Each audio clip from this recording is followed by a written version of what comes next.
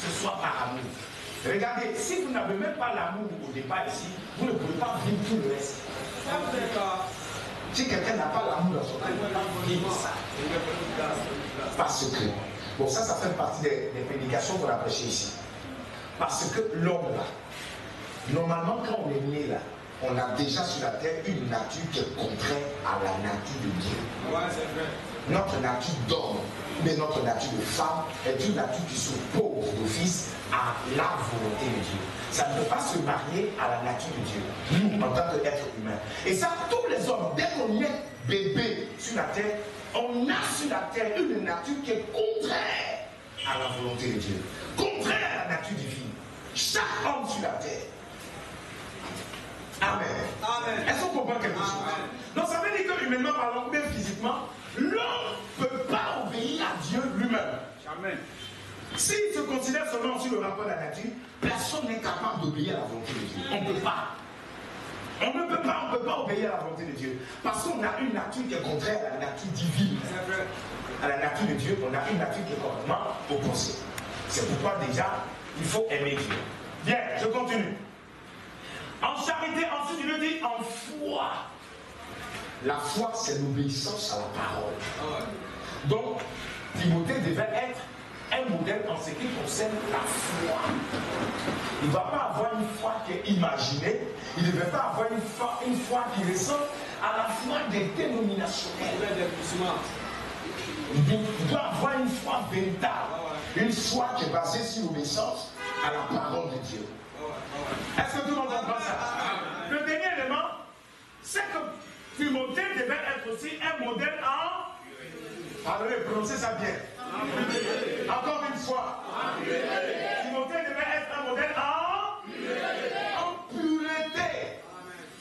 Donc déjà, ça veut dire, dans notre existence chrétienne, dans notre foi chrétienne, la pureté du cœur, ça compte devant Dieu. Amen. Amen. Être une femme pure, un garçon pur, Dieu aime ça. Dieu n'aime pas quelqu'un qui prend son nom et il est souillé, il vit une vie bizarre. Alléluia, gloire à Dieu. Dieu n'aime pas ça. Non, c'est des choses que Dieu ne supporte pas. Ce que Dieu ne supporte pas, ça s'appelle l'hypocrisie. Si tu es païen, là, pardon, frère païen. Si tu es chrétien, sois chrétien. Mais tu ne peux pas vivre les deux. C'est impossible. C'est ça que Dieu n'aime pas. Dieu recommande donc à Timothée, il doit aussi être un modèle en pureté. La pureté de la marche, c'est quoi? Je sais que je suis ingénieur. Normalement, à mon âge, je ne peux même pas payer carte de bus. Pour chercher même l'argent des gars, c'est difficile. Je n'ai rien. Et puis il dit non. Je vais voir la soeur, je vais commencer à la fréquenter comme ça, je vais la taper dans l'œil. Et puis comme ça, un matin, je vais la marier. C'est de l'impunité. C'est de l'impunité. Je vais fréquenter la soeur comme ça. Elle me va devenir amie. De toute façon, on va être amis en Christ, non? Prends son téléphone. Shalom, ça va? Oui, ça va, soeur, je vais bien. Et tu as mangé ce matin? Lui-même, il a fait. Mais comme dans son cœur, il y a une impureté de chercher camaraderie avec la soeur, il va dépenser l'argent pour elle. Puis son intention, elle n'a qu'à être enflammée par moi, comme ça elle va garder son cœur pour moi. Le jour où je suis prêt au mariage, je vais la voir. C'est de l'impureté. C'est de l'impureté. Est-ce qu'on peut dire amen? C'est de l'impureté. Comme Timothée, il devait être un modèle en pureté. Amen, amen, amen. Je voudrais que ce problème-là soit résolu une fois pour toutes. Nous devons comprendre l'exigence de la parole de Dieu sur nous. Un chrétien converti devient l'esclave de Dieu. Amen. Je le prends. Un chrétien converti devient l'esclave de Dieu. Amen.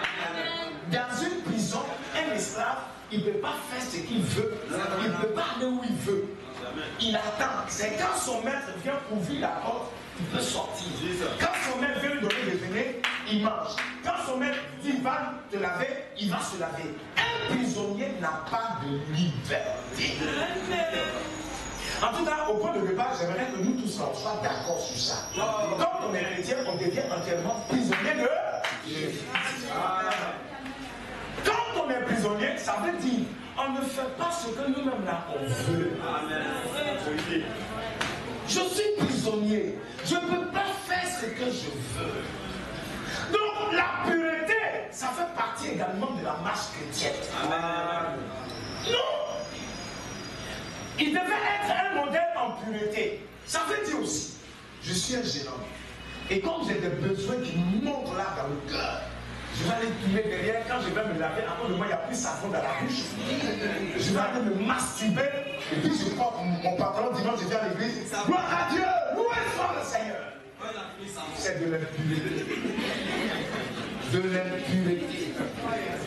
J'en parle comme ça, peut-être que d'autres en rient, mais en fait, c'est un gros problème au niveau de la jeune. Les jeunes gens, quand on arrive à un certain âge, je vous ai parlé de ça la dernière fois, quand on arrive à un certain âge, il y a des besoins naturels qui commencent à grandir. Il y a des besoins qui sortent. Tu commences à te rendre compte que ton esprit envahit de pensées, de milliers de pensées. Parce que les besoins naturels de ta chair là, ça y est en toi. Tu n'es pas un ange. Tu es un être humain. Or, un être humain éprouve des besoins temporels, des besoins qui naissent de la chair. La science nous a appris. La jeune fille arrivée à un moment de sa naissance sur la terre, quand elle arrive à l'âge de la puberté, elle devient insaisissable à cause des désirs de la chair. Le jeune homme, quand il arrive à l'âge de la puberté, il devient aussi insaisissable. Parce que, je vous ai dit que quand on est né sur la terre, on n'est pas né connaissant Dieu. On est né étant des païens. Donc la pression de notre chair là s'exerce sur nous. Et c'est ce qui peut amener beaucoup de gens à aller se masturber, à aller dans les vidéothèques pour regarder pornographie. C'est le besoin de la chair. Maintenant, le problème, c'est que nous, chrétiens, on a un autre combat. Quand ce besoin de la chair comme ça arrive, et quand ça te frappe, moi aussi, j'ai été comme vous. À votre âge, j'avais aussi des pulsions de la chair. Il y avait des désirs qui montaient en moi. La question, c'était de savoir, est-ce qu'il faut répondre à ces besoins ou bien il faut les étouffer? Les étouffer, c'est les talonner là-bas. Maintenant, quelqu'un qui ne veille pas et qui ne prie pas va tomber dans la... C'est là où le passage nous rattrape encore. Veillez et priez pour ne pas tomber dans la... Si je suis une jeune fille, j'ai mes 15, 16, 17 ans, à cette période-là, les pulsions de la chair commencent à s'élever beaucoup en moi. Beaucoup même. C'est ça qui amène des jeunes gens et des jeunes filles à faire ce qu'on appelle des scènes de volupté. Ils dorment la nuit, que les enfants ne pardonnent.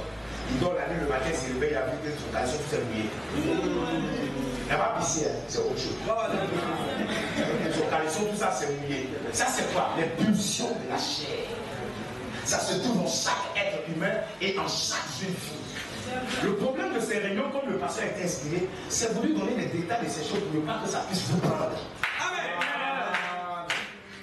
Et ça, c'est le témoignage des anciens qu'on va nous rendre pour que nous puissions comprendre comment on peut faire quand on a cet âge-là. Comment on fait pour lutter contre ces pulsions, contre ces pressions-là. Le problème, c'est de savoir que vous pouvez lutter contre ces pressions. Vous n'êtes pas là pour dire non, c'est pas grave, c'est la grave de lui. Non! Vous pouvez lutter contre ces pressions. Alléluia! Est-ce qu'on comprend un peu ça? Donc, ça fait de sorte qu'un homme qui se livre à la masturbation, il devient impur devant Dieu. Il est chrétien, il a sa Bible ici, il va aller prêcher l'évangile. Et mon frère, c'est Jésus, mais devant Dieu, il est impur.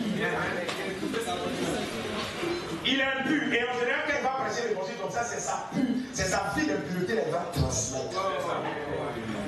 Parce que la Bible dit, je n'ai pas ce passage en tête, la Bible dit, un homme ne peut donner que ce qu'il a reçu du ciel. Quand on prêche l'évangile, ce qu'on transforme aux gens là, c'est ce que Dieu nous a donné. Maintenant, si ce qui est pour toi, c'est l'impureté, c'est ça qui va te transmettre, mais maquillé par l'évangile. Tu transmets aux personnes qui t'écoutent l'impureté, mais tu mets au nom de Jésus dessus. Ça n'a pas d'effet. Ça ne peut pas amener quelqu'un à se convertir. Parce que l'homme qui prêche la parole est un homme impur. Dieu au ciel est en guerre contre lui. Mais il va prêcher l'évangile. Ça va avoir quel résultat? Zéro. Ça ne peut pas produire d'effet. Parce qu'au c'est le cœur qui prêche là que Dieu les garde. Amen. Vous savez qu'avant que l'évangile ne vienne à la forme du message de l'heure, il y avait l'église catholique, il y avait l'église méthodiste et tout ça. Du temps de Wesley, c'est lui le père de l'église méthodiste, John Wesley. En son temps, il prêchait aussi. Il faisait des choses. Il donnait l'évangile. Et comme Dieu avait fait les choses de façon qu'il y ait cet âge, lui, il était arrivé à l'âge où il devait prêcher le pentecôtisme. Amen. Amen. Luther, qui avait un peu de lumière de la parole de Dieu, il prêchait, mais il baptisait toujours les gens au nom du Père, Fils et du Saint-Esprit. Oh là là. La révélation n'était pas correcte. Mais Dieu arrivait à sauver des gens de l'époque de Wesley qui ont la vie éternelle parce que Wesley n'était pas impur. Il prêchait l'évangile avec le peu de lumière que lui a reçu là. C'est avec ça qu'il prêchait l'évangile. Il prêchait même Luther. Le grand allemand Luther, vous appelez Luther. Le premier réformateur. C'était un catholique avant, mais il fumait cigarette. Il a sa Bible, hein. Alléluia, Seigneur Jésus. Quand il finit, donne-moi 2 caravelles là-bas. Mais Dieu l'avait accepté dans ses erreurs-là. Qu'est-ce que je suis en train de vous montrer? Je suis en train de vous montrer que normalement, un homme qui prêche l'évangile, il prêche l'évangile selon la portion que Dieu lui a donnée. Amen. Si tu es impur, ton évangile sera brûlé. Personne ne croira. Tu vas dire, mais qu'est-ce qui ne va pas? Parce que ta vie est impure. Tu ne peux pas te masturber la nuit, le lendemain attraper la Bible et puis espérer aller prêcher l'évangile à quelqu'un et puis lui dire croyant. Comment? Vous ne savez pas que Dieu transmet la vie à partir d'une personne? Amen. Amen. Pour ceux qui sont croyants du message, ils savent ça. Amen. Dieu donne la vie à partir de la vie du prédicateur. Si le prédicateur qui prêche est un homme souillé, un homme impur, c'est sa vie impure là qui va rentrer dans les gens. C'est sa vie impure. C'est ainsi que vous avez dû entendre qu'il y a des pasteurs sur la terre ici. Quand tu rentres dans les églises, les femmes là, si elles veulent enfants, il va les raser en public. La femme a arrêté, hein. Prends l'âme rasoir, il va la raser devant les gens. Ça, c'est selon l'inspiration que Satan lui a communiquée. Donc, une femme rasée comme ça, elle a quelle vie? Il y a rien qui rentre en elle. C'est la vie du prédicateur qui rentre en elle. Amen. Il y a des pasteurs aussi possédés qu'ils sont.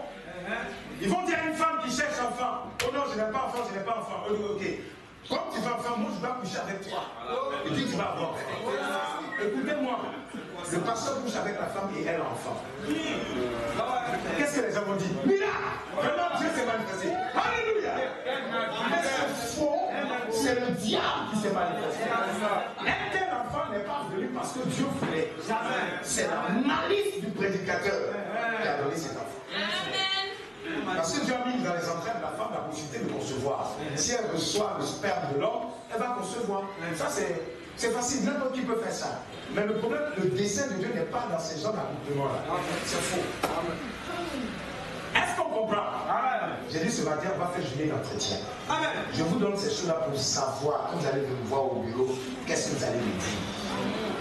Pour que chacun révise sa vie. Est-ce que, en ce qui concerne les recommandations données par Paul à Timothée, il n'y a pas un élément qui te recouvre dedans? Est-ce qu'il n'y a pas quelque chose qui est ta vie? Parce qu'après tout, il faut que chacun de nous, on soit un modèle pour ne pas que quelqu'un méprise notre jeunesse.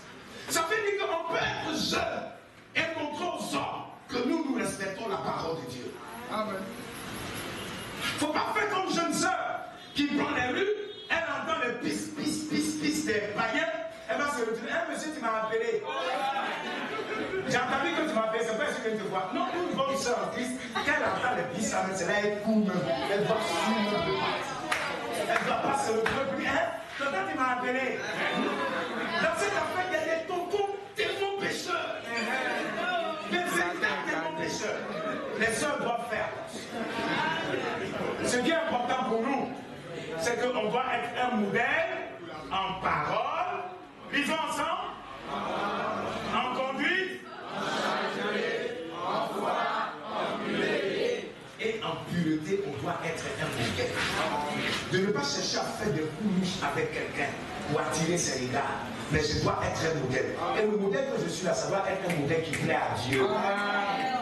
C'est un modèle que Dieu veut. Et je suis content d'être dans ce modèle-là. C'est ce que je veux être. Être un modèle en pureté. Est-ce qu'on comprend? Est-ce qu'on a bien compris la première partie? Donc, pour ne pas qu'on méprise ma jeunesse, je dois devenir, ou bien je dois être un modèle. Un modèle pour tous ceux qui veulent me voir. Un modèle pour mes parents. Un modèle pour mes amis. Un modèle pour mes frères et sœurs en Christ. Je dois être pour tout le monde un modèle. Mépriser ma jeunesse, cela veut dire que je traîne encore en moi quelque chose de coupable. C'est ainsi que ma jeunesse sera donc méprisée. Parce que je traîne en moi quelque chose de coupable. Il y a beaucoup de jeunes gens parmi vous qui ont tissé des liens avec des païens n'importe comment. Des jeunes filles se sont souillées avec des païens. Des jeunes païens se sont souillés avec des jeunes frères de l'église. Ce qui me fait mal, c'est que la vie qu'on a fui dans le monde des œuvres et missions, la vie qu'on a fui dans le monde païen, on vient à l'église, on veut retrouver cette vie-là. Non, moi j'ai dit non. Non, moi je dis non. J'aurais souhaité vraiment que si c'est le cas, il faut retourner dans ton monde là.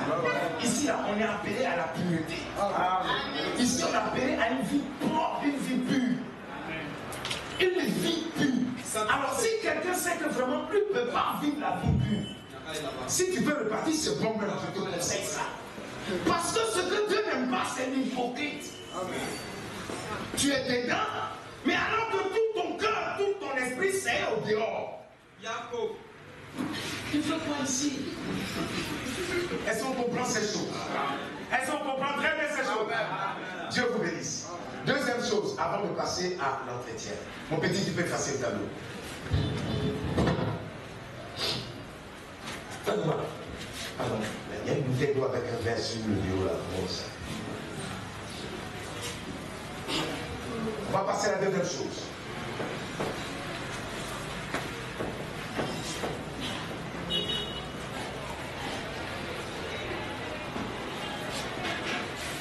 On est dans...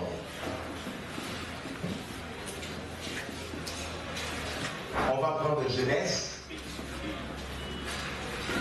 Lecteur, on y va. Genèse chapitre 1.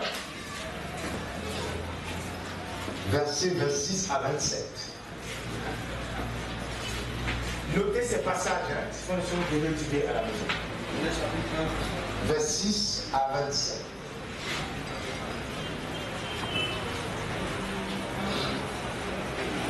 Merci.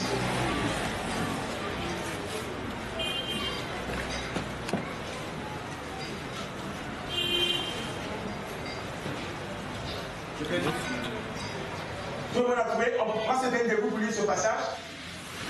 Je vais te dire d'avoir vos Bibles. Ayez vos Bibles. Vous allez suivre avec lui pendant qu'il va lire. Genèse 1, verset 26 à 27. Je lis la parole du Seigneur.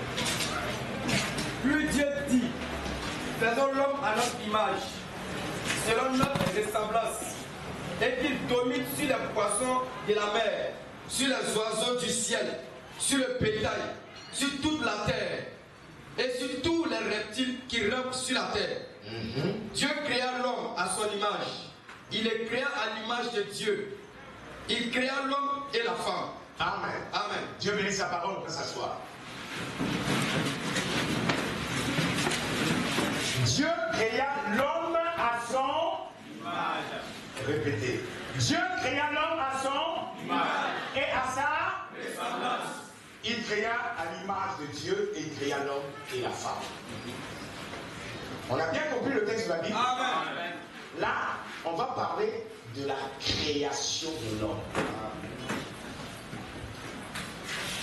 Je veux juste ajouter quelque chose. Création, la création de l'homme.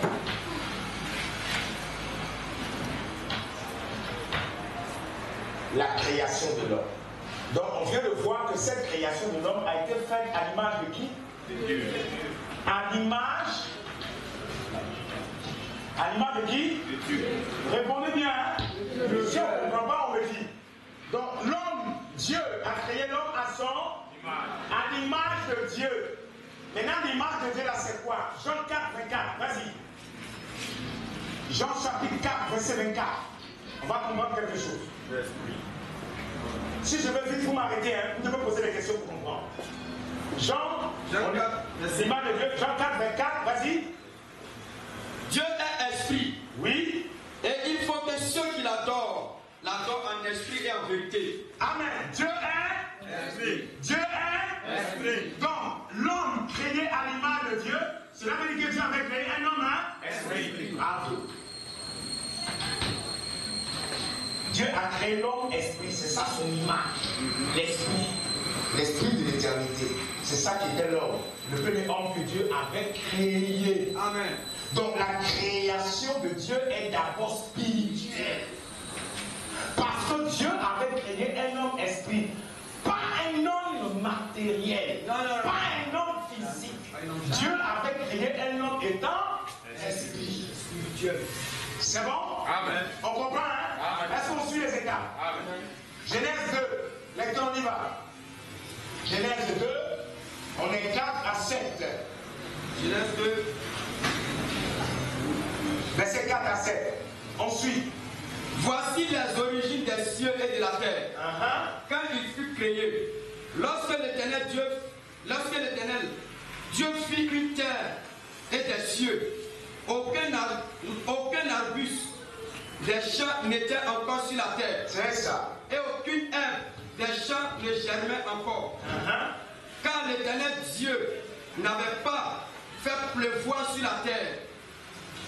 Et il n'y avait point d'homme pour cultiver le sol. Mais une vapeur s'éleva de la terre, oui, et arrosa toute la surface du sol. Ok. L'éternel Dieu forma l'homme de la poussière de la terre. Il souffla dans ses narines. C'est bon. On voit une chose étrange. Cette fois-ci, je ne veux plus parler de création. Je veux parler de formation. La formation de l'homme. Formation de l'homme. À l'image de qui? De Dieu. À l'image de qui? De Dieu. Non, pas de Dieu. À l'image. My God. C'est quoi? Ah oui, ça va. À l'image de qui? Frère, ne pas la partie où la Bible dit Dieu forma l'homme. Dieu forma l'homme de la poussière de la terre. Donc Dieu a formé l'homme là de l'image de qui? De la terre, la poussière. Et là, vous commencez à comprendre. De la terre. Donc, la création de l'homme a eu lieu d'un homme esprit.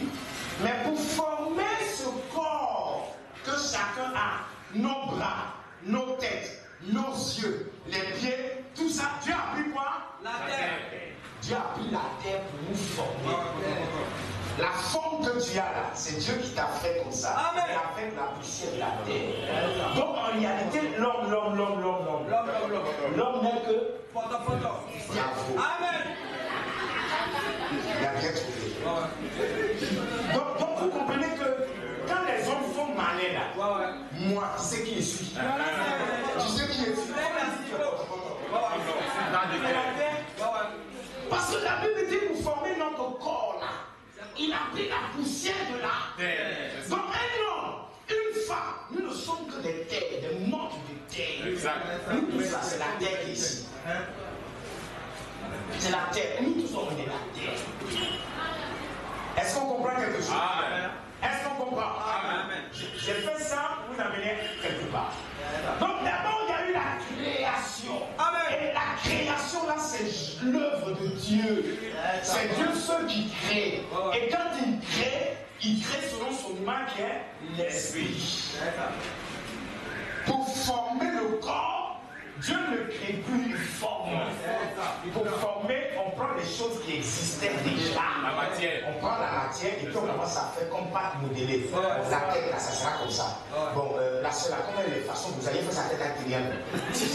Bon, puis là, son bras là, c'est trop long. J'ai dans sa cou. Celle-là, ses yeux là, c'est un peu trop bleu. J'ai dans sa blanc. C'est la tête, tout ça, c'est la terre. Dieu a pris la terre et il a formé notre corps.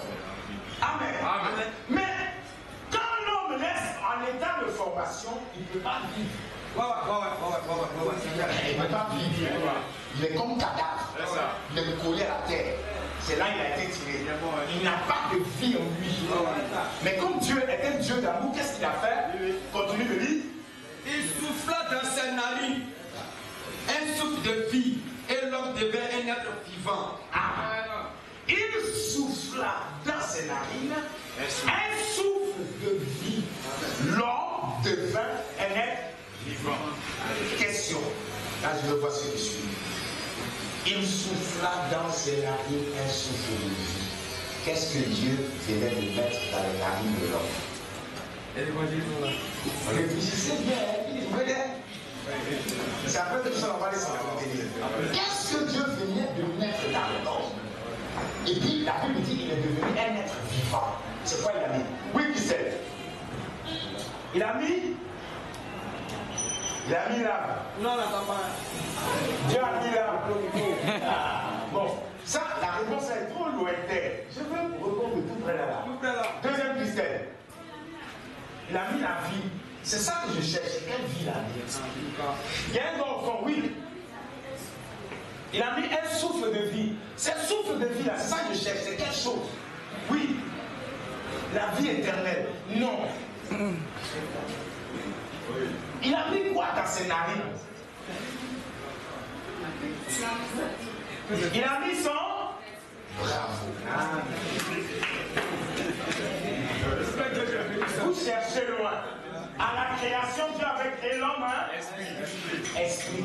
C'est l'esprit là que Dieu a mis dans la terre.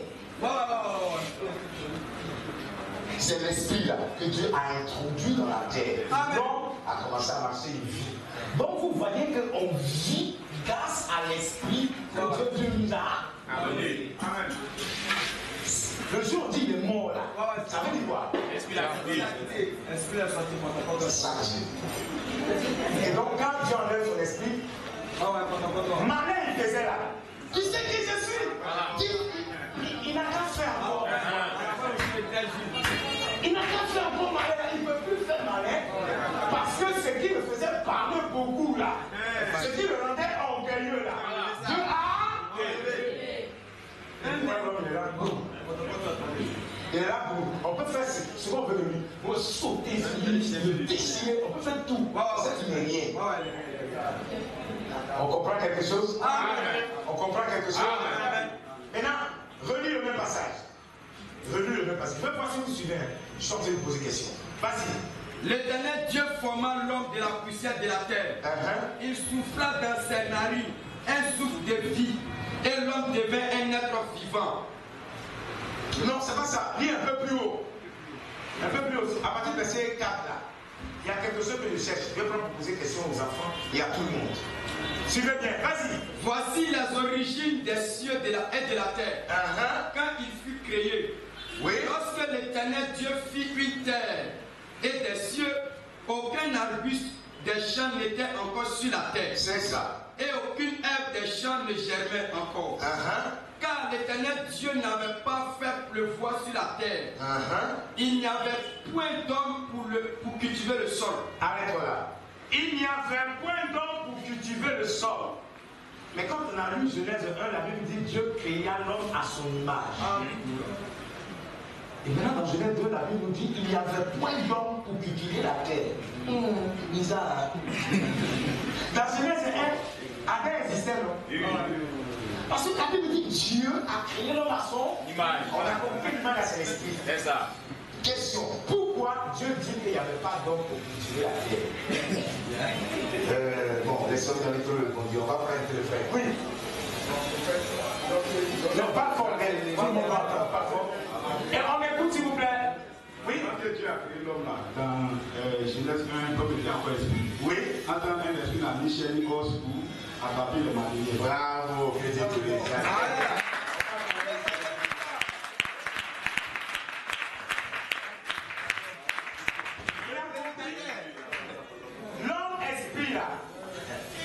C'est le vent. Il ne peut pas attraper ses biens. C'est ça. Il ne peut rien attraper. Il ne peut pas marcher. Rien faire. Donc on esprit ne peut pas toucher la matière. Aussi longtemps qu'on est dans l'image de Dieu, la terre ne nous dira rien. Mais comme Dieu avait voulu qu'on soit sur la terre ses représentants, il a été obligé de mettre l'esprit là dans la terre et on est devenu des hommes vivants. Cela veut dire qu'on avait combien de parties en ce moment-là? L'homme il représentait combien de parties? Oui. Deux parties. Il y avait l'esprit, il y avait la chair. L'esprit et la chair. On comprend ça? Amen. Est-ce qu'on comprend ça? Amen. On a bien compris ça? Amen. Donc en l'homme là, il y avait l'esprit. Bon, mais dans l'esprit, il y avait l'âme, mais on ne parle pas de ça d'abord. Il y avait la partie esprit puis la partie terre. C'est clair? Amen. Pour l'homme. Lecteur, Jean chapitre 1, verset 1 à 4. On écoute très bien, on va comprendre quelque chose. Jean 1, t'as pas pu. Comme c'est. Expose that. Vas-y. Jean chapitre 1. Oui. Au commencement était la parole. Et la parole était avec Dieu. Et la parole était Dieu. Oui. Elle était au commencement avec Dieu. Toutes choses ont été faites par elle. Et rien de ce qui a été fait n'a été fait sans elle. Bon, on va reprendre pour que chacun suive. Au commencement était qui? La parole. La parole. Et la parole était qui? Dieu. Donc au commencement était Dieu. Ensuite, la parole était avec Dieu. Et la parole était avec Dieu, oui. Et la parole était Dieu. Ok. Elle était au commencement avec Dieu. C'est ça? Toutes choses ont été faites par elle. Et rien de ce qui a été fait n'a été fait sans elle. Oui. En elle était la vie. Oui. Et la vie était la lumière des hommes. C'est ça. La lumière, lui, dans les ténèbres. Et les ténèbres ne l'ont point reçu. Ok.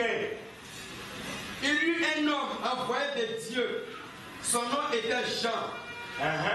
Il vint pour servir de témoin, pour rendre témoignage à la lumière, afin que tous crût par lui.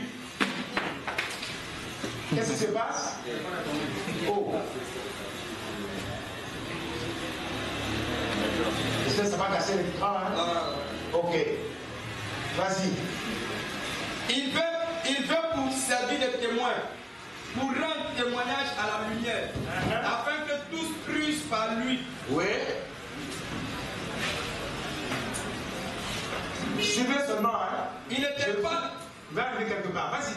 Il n'était pas la lumière, mais il parut pour rendre témoignage à la lumière. Ok. Cette lumière était la véritable lumière. Oui. Qui, en venant dans le monde, éclaire tout homme. Oui. Elle était dans le monde. Et le monde a été fait par elle. C'est ça. Et le monde ne l'a point connue. Oui. Elle est venue chez les siens. Oui. Et les siens ne l'ont point reçue. Elle est venue chez les siens. Elle est venue chez les siens. Oui. Et les siens ne l'ont point reçue. C'est ça. Mais à tous ceux qui l'ont reçue. Oui. À ceux qui croient en son nom. Elle a donné le pouvoir de devenir enfants de Dieu, lesquels sont nés, non du sang, c'est ça, ni de la volonté de la chair, ni de la volonté de l'homme, c'est ça, mais de Dieu. Oui. Et la parole a été faite chair. Bravo, c'est le verset que j'attendais. Amen. Et la parole a été faite chair. On va rendre ça plus clair. Au commencement était la parole. Ok? Au commencement était la parole. Ça, c'est le grand esprit. Amen. Qu'on appelle aussi Elohim. Et cet esprit-là est devenu la parole. C'est la parole aussi qu'on appelle théophanie. La forme visible, spirituelle de Dieu. Et ensuite, chair. La parole a été faite chair. Quand la parole a été faite chair, elle a eu un nom sur la terre. Comment on l'a appelé? Jésus-Christ. Jésus. C'est la chair qu'on a appelée Jésus. Ok? Amen. Est-ce qu'on comprend? Amen. Donc avant que le même esprit Jésus ici ne soit chair, il est passé par la parole. Il est passé par 3 étapes. Esprit, parole, chair. Tout le monde voit? Amen. Est-ce que c'est clair pour tout le monde? Amen. Jésus, avant d'être chair, il était d'abord le grand Elohim, l'esprit.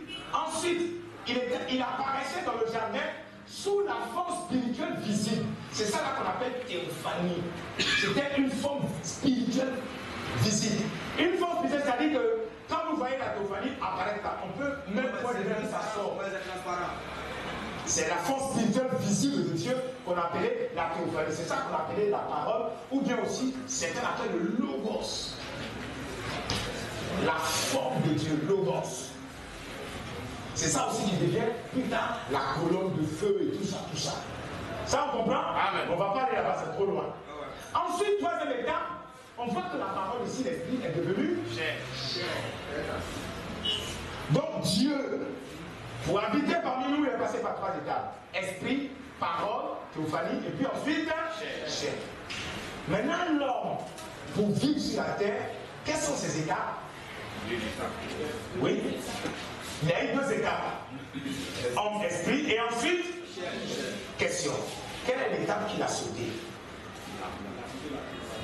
L'homme a sauté là. Je répète, l'homme a sauté là. L'homme a sauté là. C'est ça qui fait que nous, notre chair est faible. Et puis matin, ils sont tombés dans le péché là. Parce que avant de venir sur la terre, on a sauté l'étape importante de la théophanie. C'est ça qui fait que la chair est faible. On comprend maintenant? Amen. Jésus sur la terre, la Bible dit, il n'a commis aucun péché. Parce qu'en lui, il y avait la théophanie. On n'a pas de théophanie. On comprend un peu la parole? Je suis simplement en train de vous montrer pourquoi on dit que la chair est faible. C'est à cause de ça la chair est faible. Donc Dieu nous a fait exprès de sauter la 2e étape de la transformation qui est la théophanie. Amen. Nous sommes venus sur la terre étant esprit et puis ensuite chair, corps. Ça fait que nous, notre chair est faible. Ah ouais, beaucoup faible. Les anges n'ont pas la chair que nous on a. Les anges sont sans péché. Nous sommes des êtres charnels pleins de péché. Parce que toi et moi, on a contourné la théophanie. Est-ce que c'est clair pour tout le monde? Amen. C'est clair? Amen. Ça, j'étais juste en train. Bon, j'ai fait l'émission, je suis déjà passé dans mon sujet. J'avais voulu vous parler de qui tu es. Toi-même, là, tu es qui? C'était ça le sujet de la première. Mais je l'aborde un peu. Donc vous voyez que l'homme, celui qu'on appelle homme là, c'est quelqu'un qui est esprit et puis qui est chair. Parce qu'il a sauté la théophanie. Maintenant, à cause de ça, on a dans notre chair beaucoup de passions qui viennent faire la guerre à notre esprit. On a beaucoup de passions en nous qui nous font la guerre matin, midi, soir. Des passions de convoitise, des passions de pornographie, des passions de ceci, de cela dans notre chair. Pourquoi on a contourné la théophanie? Amen. Maintenant, nous existons sur la terre pour que chaque homme et chaque femme puisse retourner à cette théophanie. Si on veut connaître un corps sans péché, c'est-à-dire un corps qui peut vivre pour plaire à Dieu, on doit retourner dans notre théophanie. Amen. Bon, c'est ça que nous sommes en train de voir. Le seul moyen pour retourner à notre théophanie, c'est d'être baptisé du Saint-Esprit. Donc Dieu a fait exprès, en nous faisant venir sur la terre comme des hommes, pour que toi et moi, on puisse avoir on puisse être baptisé du Saint-Esprit. Comme ça, on retourne à notre théophanie. Jean 14. Parce qu'aucun homme ne peut repartir à Dieu s'il a ces 3 choses. Amen. Si tu n'as pas ces 3 choses, tu ne peux pas repartir à Dieu. Amen. Tout le monde comprend ça? Amen. C'est pourquoi on est sur la terre. Matin, midi, soir, on lutte pour chercher le Saint-Esprit. C'est à cause de ça. Sans ça, tu vas rester un homme sur la terre, on va t'enterrer, c'est fini. Et pas ton enfer est garanti. La seule façon pour nous de retourner à Dieu, parce qu'on est venu de Dieu. On a lu, non? C'est Dieu qui nous a créés. On est venu de Dieu. Pour repartir à Dieu, il il nous faut avoir la troisième partie. Amen. Sans ça, on ne peut pas. C'est pourquoi le baptême du Saint-Esprit est important. Amen. Quand nous recevons le baptême du Saint-Esprit, cela nous donne assez de force. Amen. Pour vivre au-dessus du péché. Amen. Pour vivre au-dessus de la convoitise. Amen. Pour vivre au-dessus des jeunes filles. Pour vivre au-dessus des jeunes garçons. Pour vivre au-dessus des plaisirs des sens. Amen. Ça, c'est la vérité. C'est le Saint-Esprit seul qui peut nous aider. Amen. Sinon, à part ça, on est des êtres de chair. Quand on dit un être de chair, c'est-à-dire c'est quelqu'un en qui les passions de la jeunesse là viennent beaucoup. Comme on ouvre le robinet, un grand robinet, et puis on laisse l'eau venir à grande force. Donc la pression de la jeunesse là, ça vient encore fort dans notre vie parce qu'on n'est pas encore baptisé du Saint-Esprit. Un jeune homme, une jeune fille qui n'est pas encore baptisé du Saint-Esprit va souffrir beaucoup dans la chair. Va souffrir beaucoup dans la chair. C'est toujours près de toi que les jeunes garçons vont passer. Maman, tu es millionnaire, donc tu es non, mais tu es belle. Comment ton maman t'a accouché? Et il te parle comme ça, ton corps commence à faire on dirait qu'ils ont fessé, je ne sais pas, une dessus. Ton corps commence à trembler. Parce que le jeune homme te fait, il te montre un peu de tes qualificatifs, il commence à te distraire. Toi, tu n'as pas compris que tu enfant de toi un démon pécheur. Tu commences à aimer ce qu'il te dit. Non, non, non, fais ça. Et c'est là où on tombe dans le piège. C'est là où on se laisse emballer parce que simplement quelqu'un m'a fait des compliments. Oh non, maman, tu es jolie. Hein. À cause de joli, il a dit là, il va commencer à le suivre. Quand on est dans ce corps, retenez-le frère et soeur, retenez-le, dans ce corps, il y a plein de passions de la jeunesse. Il y en a plein. De façon, de la même manière, on a des bouts différents là. Les pressions de la jeunesse là, ça agit sur chaque jeune homme, sur chaque jeune fille. La pression de la jeunesse. Parce qu'on est encore dans le corps de chair. Au Branham Tabernacle, il y avait une sœur convertie. Elle habitait un quartier avec un jeune païen. Le jeune païen mettait sur lui un certain parfum. Parfum, je ne sais pas si c'est Nancy Duvin, c'est quoi. Il met parfum. Parfum là, ça sent bon. La jeune sœur, à cause de l'odeur du parfum là, elle glicute. Mais qu'elle dit à tout comme ça, elle ne fait pas. Elle s'en va respirer. Donc le jeune homme, comme il avait compris que son parfum avait de l'influence sur la jeune sœur, il venait dimanche à l'église, il garde sa voiture là, et puis il se met à la porte. Attendant que le vent prenne son odeur et que ça rentre dans le vent. Dès que la sœur sent son parfum, le but elle sort. Le but elle sort. Elle s'en va parfait. Elle suit son démon. C'est ça l'influence. Le corps là, il y a beaucoup de pression. Il y a beaucoup de convoitise dans la chair. Comment on va faire pour lutter contre les pressions de la chair? C'est ça qui est notre problème. C'est la raison de notre présence. Qu'est-ce qu'on peut faire pour ne pas que les pressions de la chair nous dominent? Parce que ce sont les pressions de la chair qui vont dire au jeune homme, tu es seul dans le salon, tu es seul dans la chambre, il n'y a personne qui te voit, il faut te masturber. C'est les pressions de la chair. Et lui aussi va dire, ah, mais c'est vrai, papa n'est pas là, maman n'est pas là, il n'y a personne à la maison là c'est pour moi. Il va commencer à se masturber. Les pressions de la chair. Aujourd'hui, c'est qu'est-ce qu'on va faire? Qu'est-ce qu'il faut faire? Que dit l'évangile pour lutter contre les pressions de la chair? Vous devez savoir qu'on peut lutter.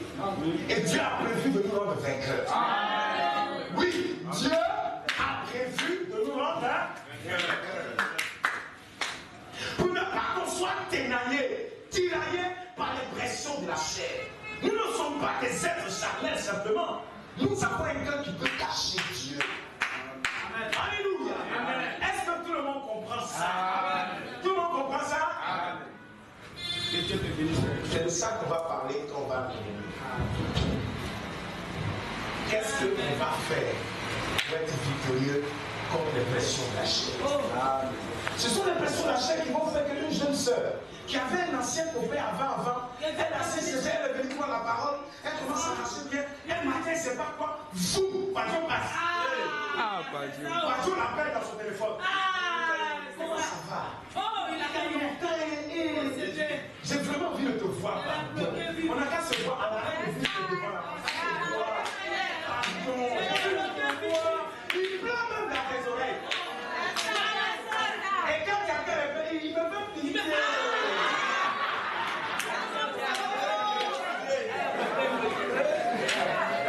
Il me fait pitié.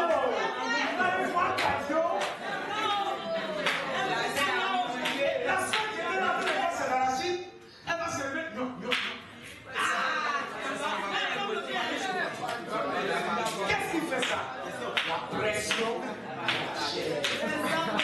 Est-ce qu'on comprend? C'est comme ça que le diable fait.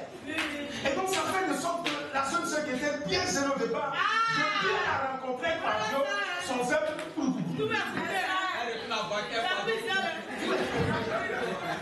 Sœur, viens, il y a un truc demain. Je ne veux pas. Elle est obligée de lutter Dieu avec Padio, mais que Jésus le dit. Aller chez Dieu ou bien aller chez Padio, ça tombe dans son cœur. Padio, Dieu, Padio, Dieu, Padio, Dieu. Elle est mélangée. Vous comprenez? Quand je reprends encore sur le texte qui a pris, c'est dans quoi on avait lu là? Le passage qu'on a lu. Non, c'est pas Timothée. Il y a un passage qu'on a lu. Ah voilà. Vas-y, Matthieu 36. Pardon, Matthieu 26, pardon. Matthieu 26, lis le verset 40 à 41, je crois. Je veux qu'on retient ce passage-là pour continuer. Matthieu 26, 40 à 41. Matthieu 26,